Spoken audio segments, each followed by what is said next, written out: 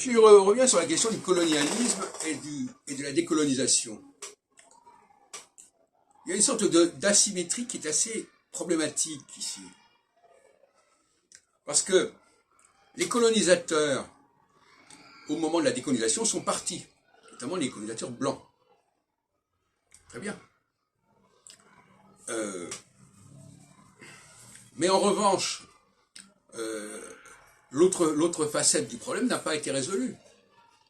À savoir que les colonisés qui étaient venus vivre en France, eux, sont restés.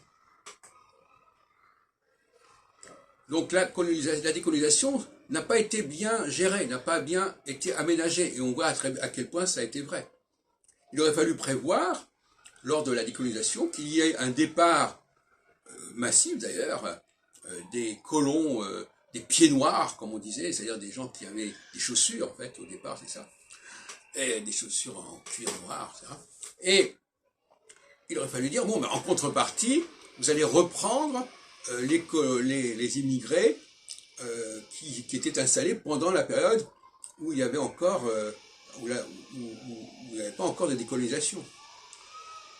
Et bien pire que ça, non seulement ça ne s'est pas produit, mais en plus, la décolonisation a abouti à un afflux d'immigrés des pays ainsi décolonisés, des ressortissants de ces pays. Donc, pour un observateur objectif et impartial, il y a quelque chose qui est complètement déséquilibré dans tout ça.